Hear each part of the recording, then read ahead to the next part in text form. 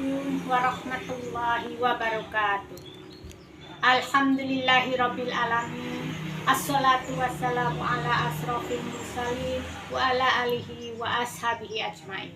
Asyhadu alla ilaha illallah wahdahu la syarikalah wa asyhadu anna Muhammadan abduhu wa rasuluh. Amma ba'du. Perkenalkan, nama saya Hanifah Hasan dari PC Arago Jambi.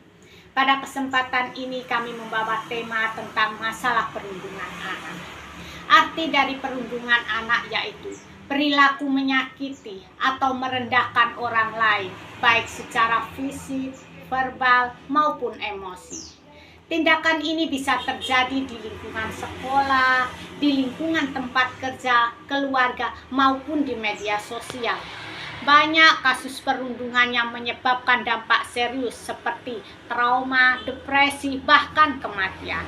Islam secara tegas melarang adanya perundungan seperti di dalam surat Hujarat ayat 11 yang artinya, wahai orang-orang yang beriman, janganlah suatu kaum mengolok-olok kaum yang lain. Boleh jadi kaum yang diolok-olok lebih baik daripada kaum yang mengolok-olok. Dan jangan pula perempuan-perempuan mengolok-olok perempuan-perempuan yang lain.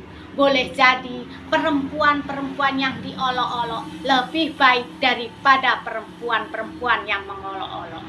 Janganlah kamu saling mencela satu sama lainnya. Dan janganlah saling memanggil dengan julukan yang buruk.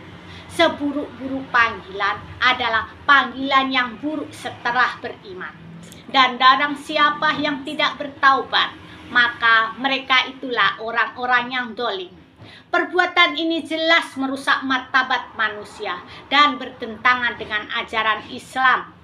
Pelaku perundungan harus meminta maaf kepada orang yang dirundung. Dampak daripada perundungan contohnya, yang pertama, mengakibatkan luka fisik dan gangguan mental bagi korban. Yang kedua, dapat merusak masa depan korban karena dia dapat trauma dan depresi. Yang ketiga, menciptakan lingkungan sosial yang tidak harmonis. Di dalam Al-Quran, perundungan ini ada 3 istilah. Yang pertama dengan istilah istija atau mengolok-olok, seperti tertera dalam surat Al-Baqarah ayat 14. A'udzubillahi minasyaitonirrajim. Bismillahirrahmanirrahim. Wa idza laqul ladzina amanu qalu amanna wa idza khalau ila syayatinihim qalu inna ma'akum innama nahnu muslimun. Yang artinya, dan apabila kamu berjumpa dengan orang-orang yang beriman, mereka berkata, kami telah beriman. Tetapi apabila mereka telah kembali kepada setan-setannya, mereka berkata, sesungguhnya kami bersamamu. Kami hanya mengolok-olok mereka. Ayat tersebut merupakan ciri daripada orang-orang munafik. Mereka pura-pura beriman apabila bersama orang muslim, tetapi mereka mentertawakan atau mengolok-olok apabila mereka bersama setan-setan mereka. Istilah yang kedua yaitu syahr, mengejek atau merendahkan, sesuai dengan surat Hud ayat 38. Ayat ini menggambarkan bagaimana Nabi Nuh dihina, diejek oleh kaumnya karena beliau membangun bahtera yang diperintahkan oleh Allah. Istilah yang ketiga yaitu talmiz, mencela atau memberi julukan buruk. Istilah ini sesuai tertera dalam surat Al-Hujarat ayat 11. Dalam ayat ini Allah melarang mengolok-olok orang-orang lain. Islam mengajarkan untuk menghormati sesamanya, karena bisa jadi orang yang diejek lebih baik daripada orang yang mengejek.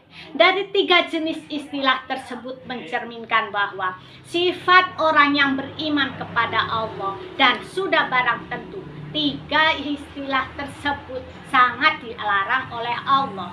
Di dalam hadis Nabi pun Rasulullah dengan tegas melarang untuk melakukan perundungan. Yang pertama, contohnya hadis yang diriwayatkan oleh Bukhari yang artinya, Seorang muslim sejati adalah yang tidak menyakitinya, baik secara lisan maupun dengan tangannya.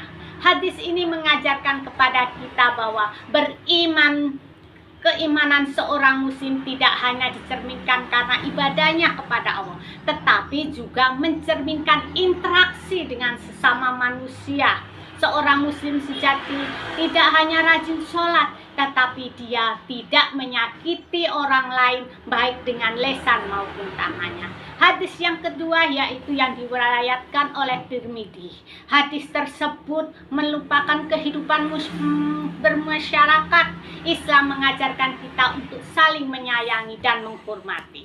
Hadis Tirmidzi tersebut artinya, bukanlah dari golongan kami orang-orang yang tidak menyayangi yang lebih muda dan tidak menghormati yang lebih tua. Dalam hadis tersebut secara tegas Rasulullah menggambarkan kasih sayang kepada yang muda dan menghormati kepada yang tua.